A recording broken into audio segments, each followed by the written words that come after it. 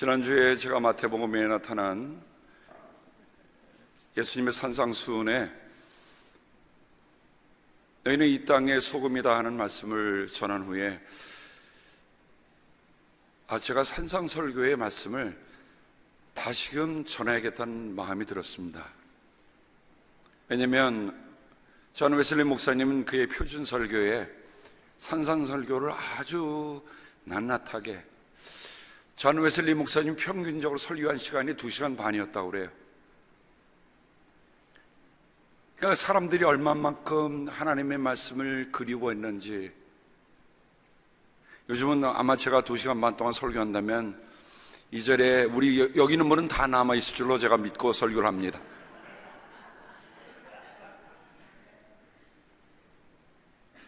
그러면서 다시 산상설교를 읽는데 주님께서 주님의 기도를 가르치면서 기도하고 용서하라는 말씀을 너무 가르치는 거예요.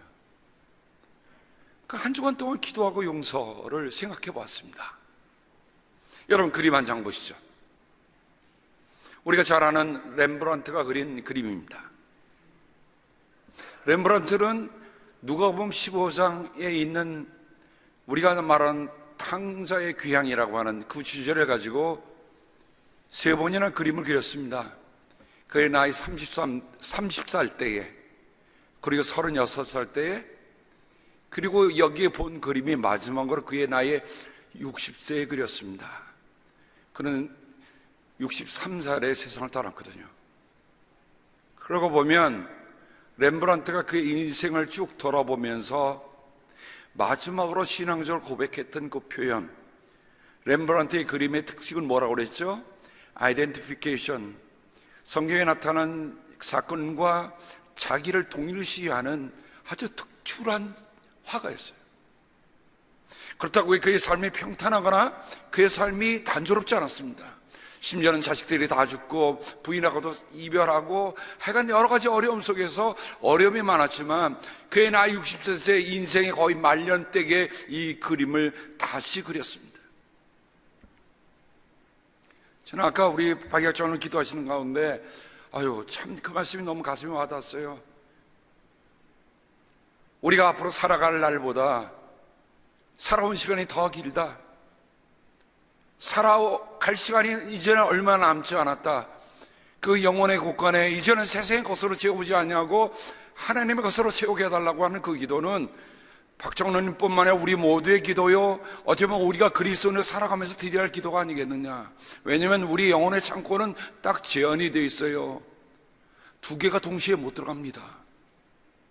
세상의 것을 내려놓던가 하나님의 것을 채우던가, 둘 중에 하나야. 저는 렘브란트의 그림을 다시 면밀하게 보면서 그림을 보니까 저 아버지가 지금 아들에게 무엇하는 겁니까? 어느 책에도 이거에 대한 해설이 분명하지가 않아요. 근데 저는 마태복음 6장을 읽어보면서 답을 찾았어요. 돌아온 아들을 놓고 아버지가 뭐 하는 거예요? 손을 얹고 기도하는 거예요. 기도하는 거예요. 어찌 보면 그 아버지가 드리는 이 기도는 마지막 기도일 수 있습니다. 그의 어깨에 얹은 손을 한번 보세요. 정말 저를 감싸듯 끌어안듯 하는 그 기도, 단순한 포옹이 아니라 정말 제가 새벽 기도 때마다 여러분에게 손을 얹어 기도하는 그런 마음보다도 더 진한 그 아버지의 기도가 이 속에 담겨 있음을 다시 한번 보게 되었습니다. 그 아버지가 기도하는 그 순간에 아들은 어떻게 하고 있습니까? 아버지의 품에 푹 안겨 있는데 그 눈이 그야말로 맑은 눈으로, 아무런 욕심이 없는 눈으로 바뀌는 것을 보게 되었습니다. 그리고 그도 2 손을 보고 있는 거예요. 그의 허리에는 뭐를 차고 있습니까? 단검을 차고 있습니다. 왜 단검을 차고 있을까요? 거지 중에 상거지가 됐는데 왜 단검을 차고 왔을까요? 만일 내가 아버지 집에 돌아가서 아버지께서 용서해 주지 아니하시면 나는 차결하고 말이리라.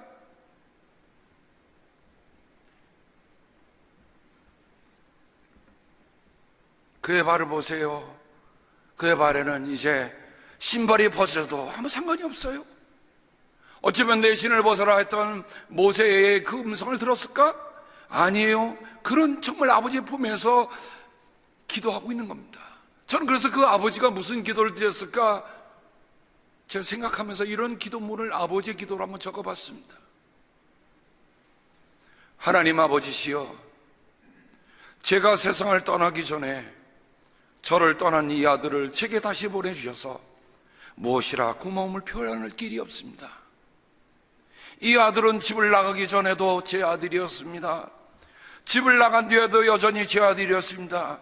그리고 지금 돌아왔으니 제 아들입니다. 이제 저는 여한이 없습니다. 이제는 편안히 눈을 감을 수 있습니다. 이 아들을 꼭 지켜주시옵소서.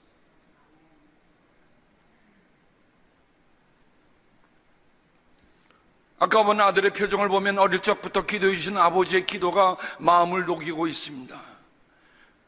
그 아들이 아버지 집을 떠나서 가장 오랫동안 잃어버렸던 게 뭘까요? 재산? 그거 있다가도 없을 수 있고 없다가도 있을 수 있는 거 아닙니까? 그가 가장 그리웠던 게 뭘까요? 아버지였어요. 그래요. 조금 전에 말씀드린 것처럼 그의 허리에 찬 단검은 사상결단으로 돌아온 아들입니다. 이것이 마지막이다. 만일 아버지가 나를 받아주지 않으면 작을 하리라 했을 것입니다.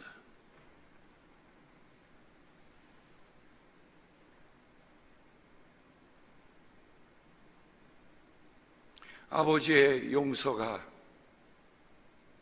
렘브란트가 인생의 가장 정말 그 명장이 어쩌면 최후의 신앙 고백처럼 남겨진 그 작품에는 그 자신 또한 돌아온 아들처럼 아버지가 나를 바라주시고 아버지가 나를 위해 기도해 주실 것이다 라고 하는 간절한 소망이 그 그림 속에 담아있다. 여러분, 만일 그 작품에 아버지의 용서가 없었다면 그 그림은 어떻게 그렸을까요? 칼을 가슴에 꽂고 아버지 앞에서 피투성이에 대해서 아버지를 원망스러운 눈초리를 보면서 아버지, 저를 그렇게도 못 받으시는 겁니까?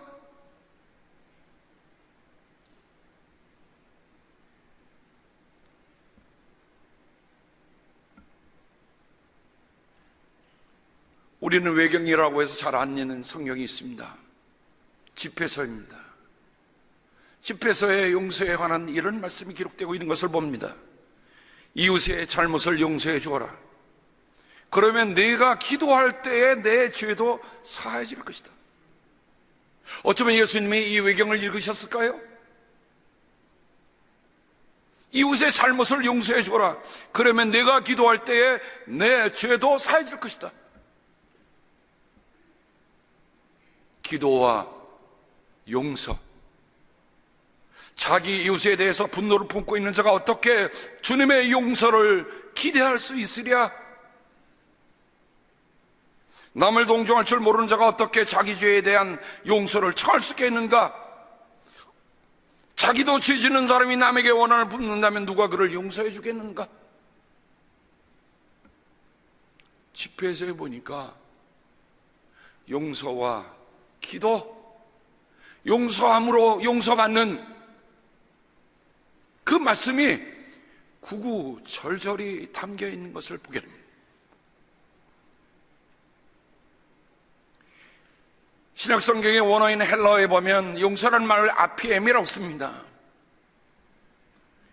히에미아라는 말에서 온 말입니다. To go, to send, 보낸다는 뜻이에요.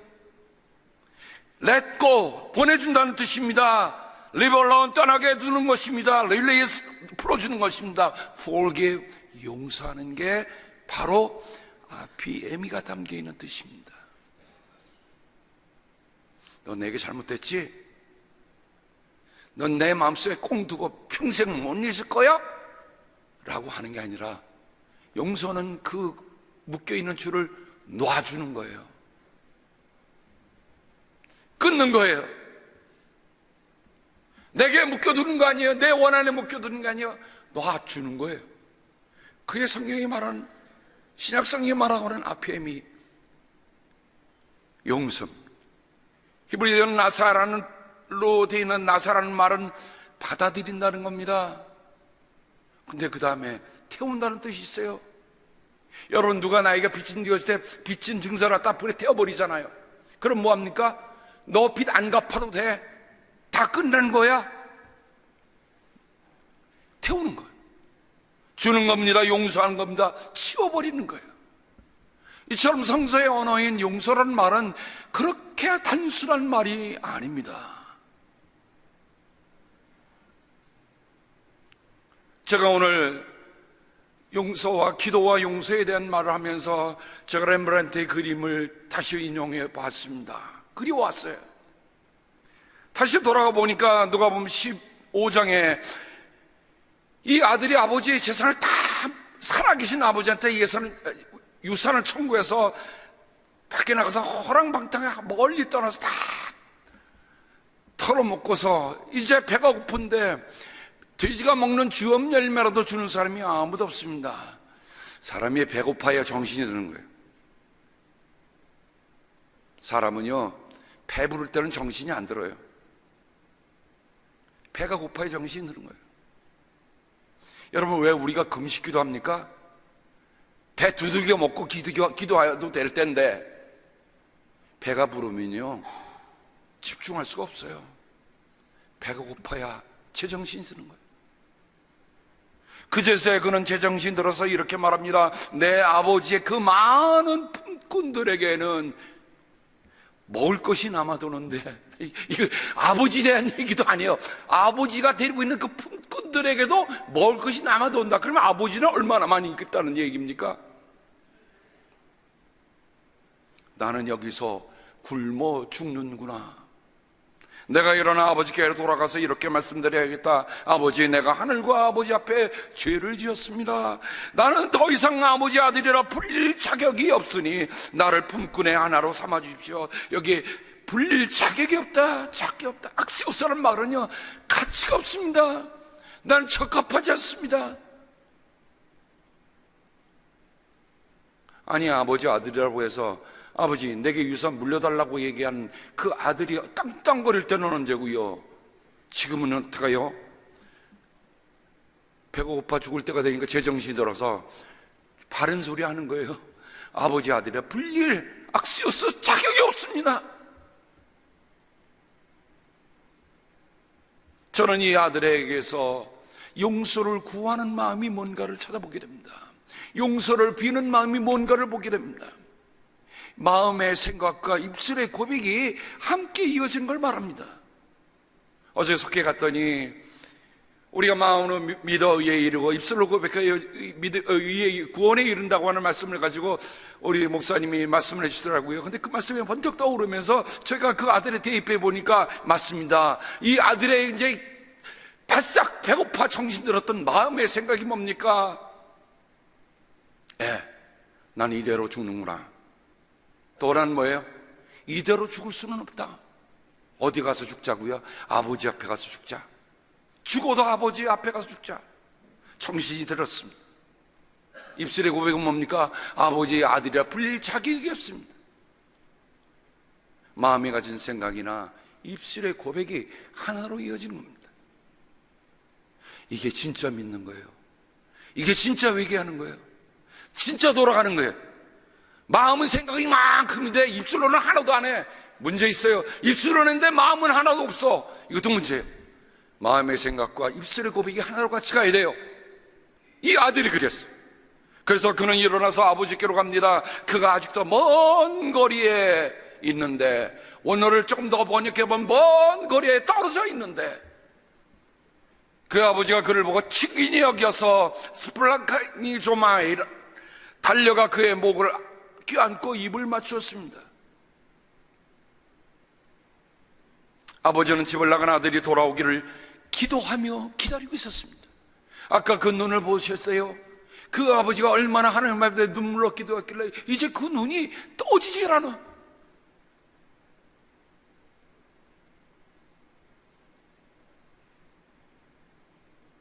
촉감으로 느껴지는 아들의 모습입니다. 그러기에 먼 거리에 있는 아들들, 여러분, 눈이 짓물른 아버지도 그 동네 오기를 늘 바라보고 있었을 거예요. 뭐 하며 기다리고 있었어요? 기도하며 기다리는 거예요. 기도하는 걸 기다리는 거예요.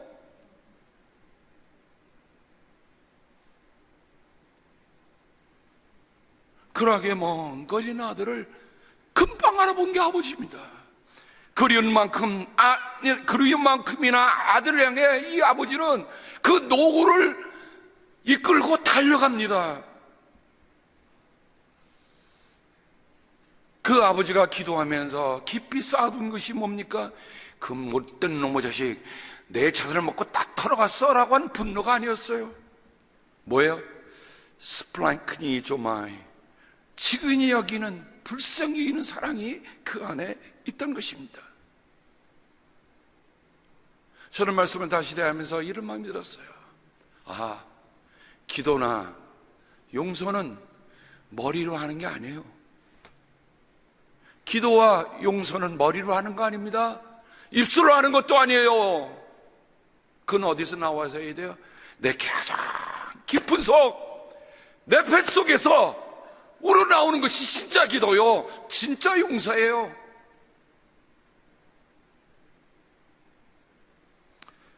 스플랑카니 조마이라는 말은 복음서에만 나오는 말입니다. 예수님과 관련돼서 쓴 말이에요. 12번밖에 안 써 있어요. 물론 스플랑톤이라고 하는 말로도 명사로 쓰도 있지만 이렇게 동사로 쓰여 있는 것은 예수님과 관련된 신약성이 12번밖에 없어요. 이 말은 원래는 창자를 뜻하는 말입니다. 여러분, 소화기관의 제일 마지막 끝이 창자예요. 사람이 모든 걸 다 사귀고 마지막 사귀는 부분이 창자잖아요. 그래서 그 창자라는 말이 우리 옛말에는 애입니다. 애. 그래서 애 태우다, 애 끓다, 애 간장이 녹다, 애 달다.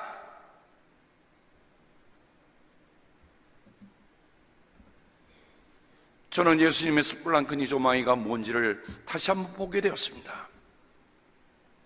누가복음에 보면 한 홀 여인에게 어찌된 영문인지 홀 여인이 되었습니다. 근데 거기에 외아들이 있는데 외아들이 죽었어요. 그래갖고 이제 상여를 메고 나가는 거예요. 상여가 나가는데 그 상여 뒤에 어머니가 쫓아옵니다. 얼마나 통곡하고 울었을까. 저는 어릴 적에 상여하나를 시골에 갔다 본 적이 있습니다. 땡그랑 어여 저여 이제 가면 언제 오나 어이. 그러면 그 뒤에 유가족들이요 무슨 죄를 졌습니까? 삼배를 입고 이 새끼줄로 둘러 매고 말이죠. 그냥 거기서 그냥 하고 오는 거예요. 여러분, 이스라엘이 서양이 아닙니다. 우리 같은 동양인이에요.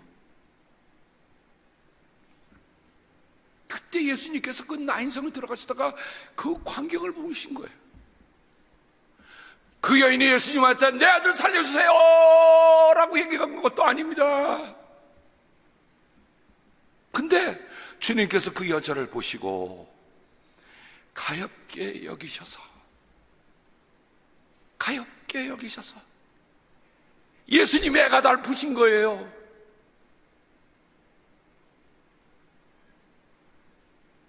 울지 말아라. 관에 손을 댑니다. 미워하는 사람이 멈춥니다. 예수님 말씀입니다. 젊은이야, 내가 나가 말한다. 일어나라.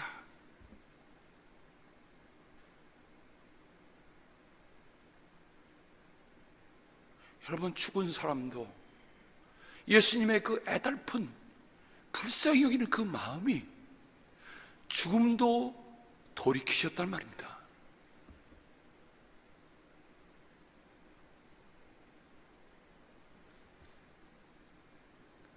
그러자 죽은 사람이 일어나 앉아서 말을 하기 시작했다. 예수께서 그를 그 어머니에게 돌려주셨다. 누가 보면 한 번 더 예수 뿔랑권 조망이가 나옵니다.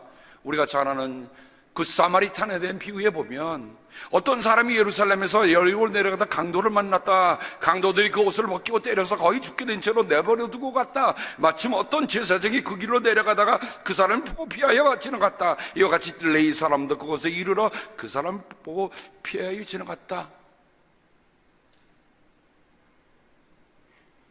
응당했어야 할 사람들은 아무도 이게 뭐야? 우리말에 그런 말이죠. 부정탈락. 율법에 의하면 죽은 시체를 대는 건 부정을 타는 거라고 얘기했습니다. 그러니까 제사장이나 레위인은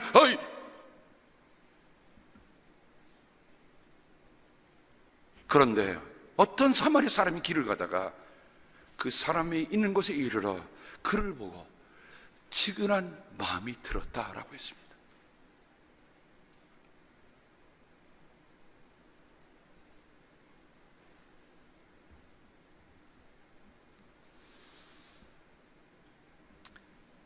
돌아오는 아들에 대해서 아버지가 가졌던 그 마음이 뭡니까? 치근한 마음이에요.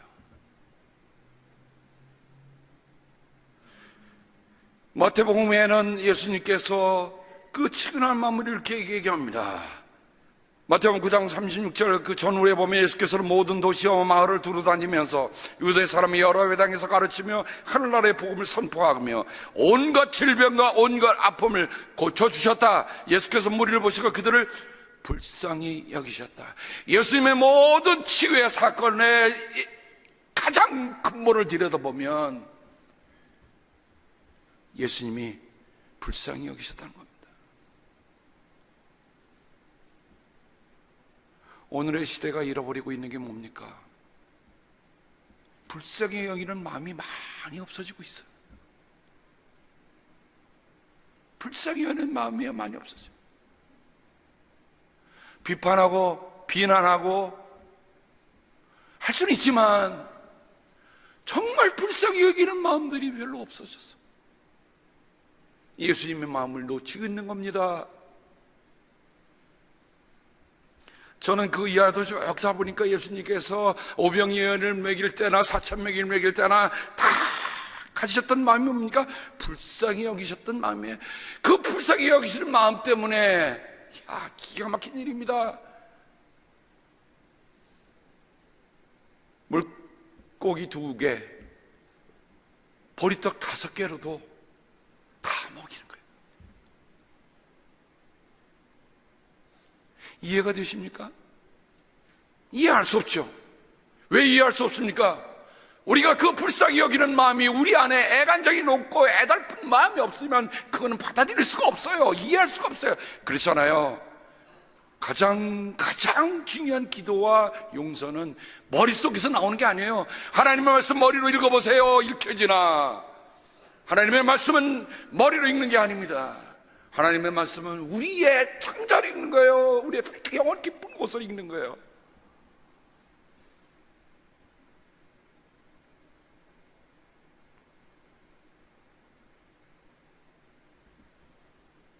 예수님께서 제자들과 함께 길을 가시는데 눈먼 사람 둘이 길가에 앉았다. 예수님께 지나간다는 소리를 말듣고 큰 소리를 내십니다. 다윗의 자손이신 주님, 우리를 불쌍히 여겨주십시오. 사람들이 조용해. 그러나 그들은 더 큰 소리를 외칩니다. 다윗의 자손인 주님, 우리를 불쌍히 여겨주십시오. 예수님께서 걸음을 멈추십니다. 그들을 불렀습니다. 그래 묻습니다. 너희의 소원이 무엇이냐? 주님, 눈을 뜨는 것입니다. 그 다음에 예수님께서 가엾게 여기시고 그들의 눈에 손을 댑니다. 그들이 다시 눈이 뜹니다. 나병 환자 한 사람이 있었습니다. 예수께 와서 그 앞에 무릎을 꿇고 간청합니다. 선생님께서 하시고자 하시면 나를 깨끗하게 해주십니다. 예수께서 그를 불쌍히 여기시고 손을 내밀어 그에게 대시고, 여러분, 나병 환자에 손을 댄 겁니다. 그렇게 해주마 깨끗하게 되어라. 곧 나병이 그에서 떠나고 그는 깨끗하게 되었다.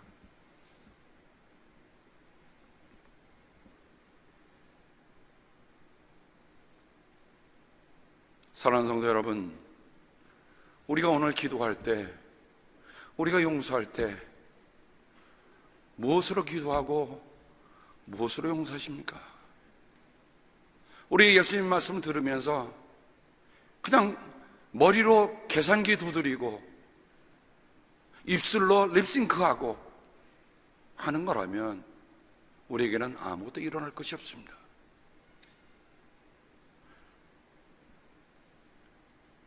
예수님이 가르치신 산상설교에 보면 너희는 기도할 때에 위선자들처럼 하지 말아라. 그들은 사람들에게 보이려고 회당과 큰 길 모퉁이에 서서 기도하기를 좋아한다. 이 사람들은 어떤 겁니까? 보이려고 하니까 이 사람들은 머리를 굴리면서 하는 기도예요. 예수님은 말씀하셨습니다. 너는 기도할 때 골방에 들어가 문을 닫고서 숨어서 계시는 내 아버지께 기도하여라. 그래야하면 숨어서 보시는 너희 아버지께서 너에게 갚아주실 것이다. 이거 모르는 분이 있습니까? 안 읽어본 분이 있습니까? 다 읽었잖아요. 근데 저는 이 말씀을 대하면서 이런 생각이 들었어요. 내가 갚는 것과 하나님이 갚아주실 것과의 차이를 한번 생각해 보세요. 내가 처리하는 것과 하나님이 처리할 것의 차이는요, 하늘과 땅 차이예요. 기도하는 건 뭐예요? 내가 하겠습니다가 아니에요. 하나님 해주세요.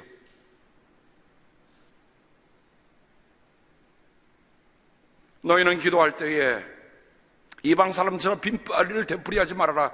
그들은 말을 많이 하야만 들어주는 줄로 생각한다. 그러므로 그들을 본받지 말아라. 하나님 너희 아버지께서 너희가 구하기 전에 너희에게 필요한 것이 무엇인지를 알고 계신다. 그러므로 너희는 이렇게 기도하여라. 우리가 매주 성찬식이 되면 기도하는 그 기도들이잖아요.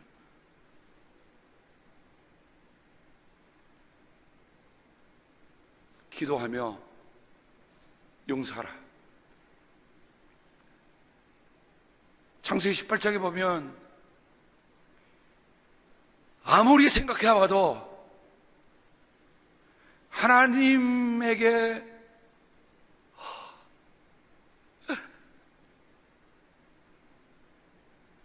죄송합니다. 이것이 인간적인 표현하면 하나님에게 하나님 그렇게 하셔서 어떻게 겠습니까? 이렇게 말하는 사람이 있어요. 아브라함, 하나님이 소돔과 고모라를 멸하시고 다 작정하시니까 아브라함이 얘기합니다. 그 성 안에 의인이 50명 있으면 어떻게 하시겠습니까? 그래도 주님께서는 그 성을 기어이 쓸어버리시렵니까? 의인 50명을 보시고도 그 성을 용서하지 않으시렵니까? 그처럼 의인을 악인과 함께 죽게 하시는 것은 주님께서 하실 일이 아니십니다.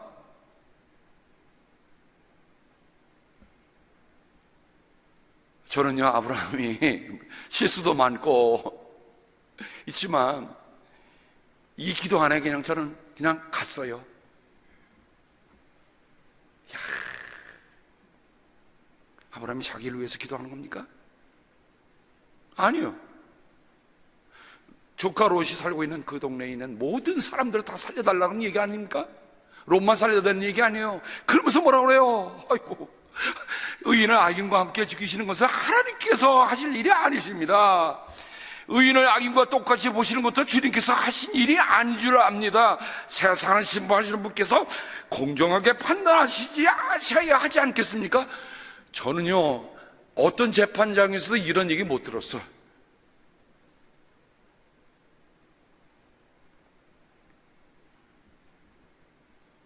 하나님이 아브라함의 이 기가 막힌 호소에 뭐라고 하십니까? 그래, 내가 용서하마. 성서의 용서의 이야기는 이토록 도대체 받아들일 수 없는 것 같은 것을 쥐어 틀고서도 받게 하는 아브라함의 마음에 뭐가 있었을까요? 머리 계산? No.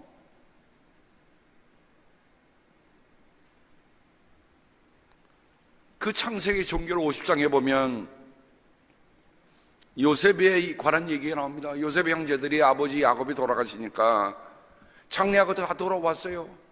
그 마음속에 찝찝한 게 있습니다. 뭡니까? 아버지가 돌아갔으니 우리는 이제 박살났구나. 끝장이구나.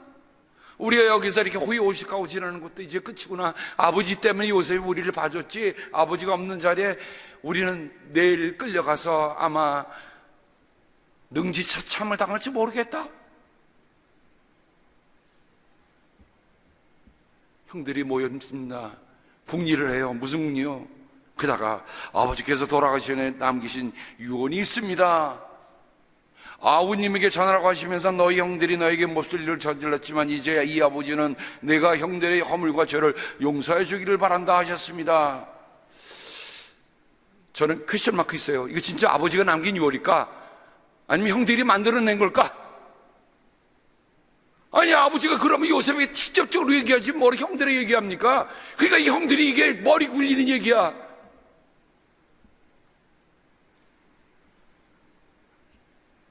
그리고 나서 우리는 아우님의 종입니다 하고 텁썩업질을 내네요.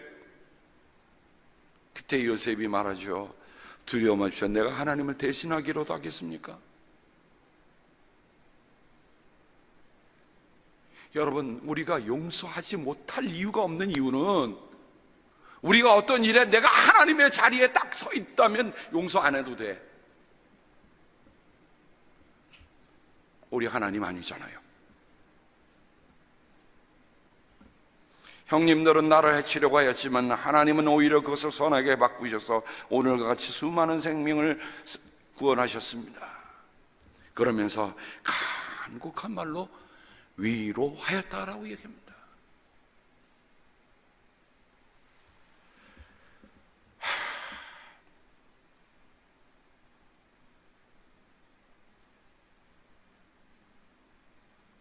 저는 마태복음과 누가복음에 예수님께서 가르친 기도의 두 가지 기도를 대조해 봤어요. 누가는 똑같은 기도의 끝에 밤중에 잠자리에 든 친구에 와서 빵 3개 달라고 청하는 친구의 얘기를 얘기하면서 졸라대라 라고 얘기했습니다. 누가는 그렇게 얘기했어요. 근데 마태는 그 졸라대는 게 없어요. 뭐라고 얘기합니까? 너희가 남의 잘못을 용서해 주면 너희 하늘 아버지께서도 너희를 용서해 주실 것이다.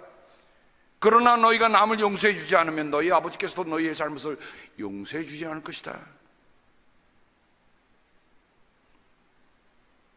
마태는 자선과 금식 사이에 곧 중심에 기도를 넣습니다. 자선이라고 하는 것은 이웃을 위한 행동이라고 한다면 금식이라고 하는 것은 내가 하나님을 향한 행동입니다. 그 행위의 중심에 뭐가 있다고요? 기도가 있어야 돼요.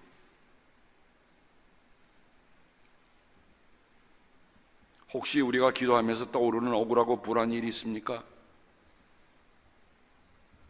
실상 기도로 푸는 것 가운데 가장 어려운 것이 있다면 그게 용서예요. 그런데 마태는 기도와 용서를 이어놓고 있습니다. 그 말은 뭡니까? 기도하지 않고는 용서할 수 없는 것이 있다는 거예요. 기도하지 않고는 용서할 수 없는 것, 내 힘으로 할 수 없는 용서, 내 생각으로 할 수 없는 용서. 그래서 예수님이 말씀하신 거예요. 기도하면서 용서하라. 내가 용서받을 수 없었는데 용서해 주신 그 은혜가 기도하며 생각나니 용서하라 하시는 겁니다.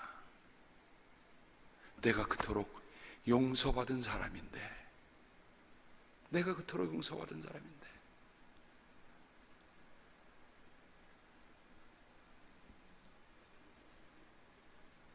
마태복음 베드로가 예수께 와서 묻습니다. 주님, 내 형제가 나에게 자꾸 죄를 지으면 내가 몇 번이나 용서해야 합니까? 7번까지 해야 합니까? 예수님의 대답은 심플했습니다. 7번만이 아니라 70번을 7번이라도 해야 한다. 그리고 끝으로 비유 하나 더 드셨죠. 기도하면서 용서에 대한,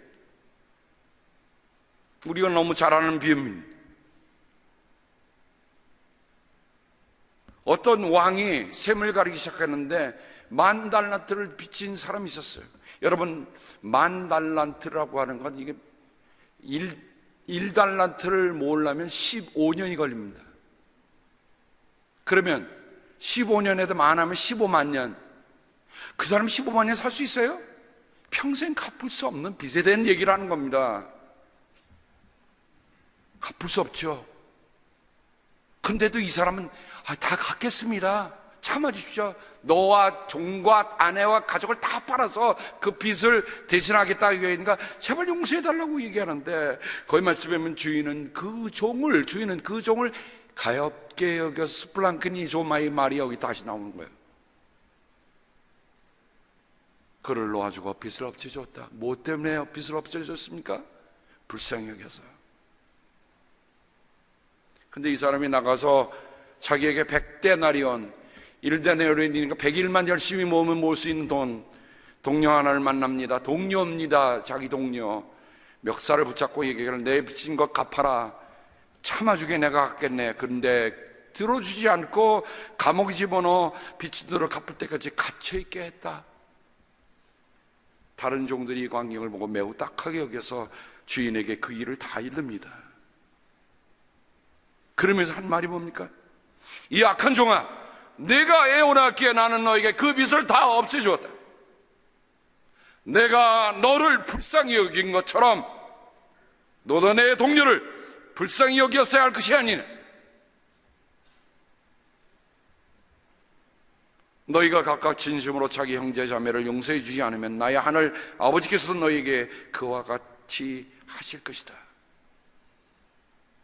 여러분, 용서는 지나간 일을 바꾸지 못합니다. 이미 엎질러진 우유요, 엎질러진 물입니다. 그런데 그 용서를 하면 오늘과 내일을 바꿔놓습니다. 과거를 용서함으로 받아들이고 오늘을 사랑함으로 살아가게 하며 내일을 소망함으로 바라보게 하는 것, 그게 기도와 용서의 힘입니다. 용서하지 못하는 것, 여러분 요즘 날씨가 더워지니까 제일 고역스러운 게 뭐죠? 쓰레기통에 쓰레기가 냄새나는 거 고역스럽습니다. 일주일에 한 번 오는 것도 부족한 것 같아요. 요즘 같은 날씨에는. 용서하지 못하는 것은 마음에 쓰레기를 담고 비우지 못하는 것과 같아요. 여러분, 쓰레기 처리장에 가면 무슨 냄새가 납니까? 썩는 냄새, 비린 냄새, 역한 냄새, 독한 냄새. 생각만 해도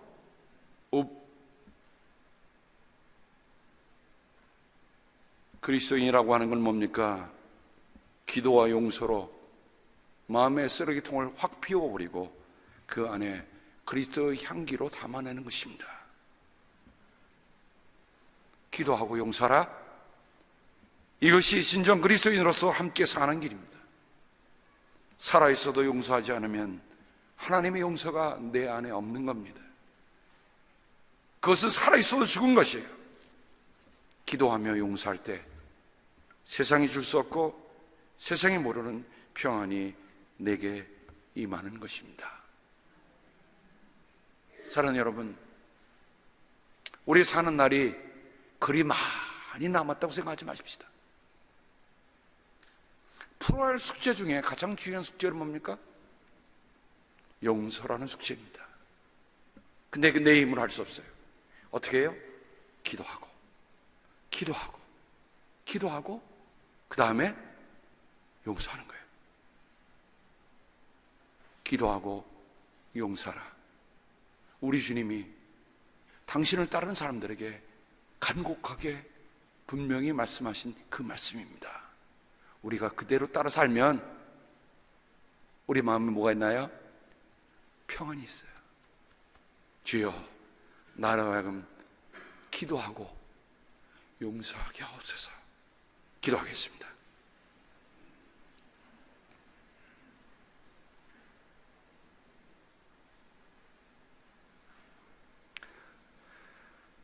주신 말씀 새기고 또 새깁니다.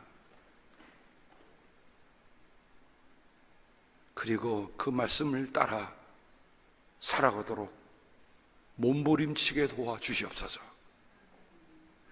말씀 따라 살지 못하는 것에 애달픔이 있게 하시고 말씀 따라 살고자 하는 애태움이 있게 도와주시옵소서. 애가 타지 않으면 나는 진짜 그리스도인이 아닙니다.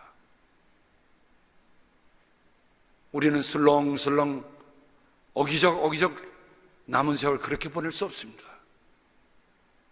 오늘 드린 기도처럼, 오늘 드린 찬양처럼, 오늘 드린 하나님에 대한 고백처럼 우리가 그렇게 기도하며 용서하며 살도록 아버지, 우리의 애가 끓도록 하여 주시옵소서. 예수님의 이름으로 감사하며 기도합니다. 아멘.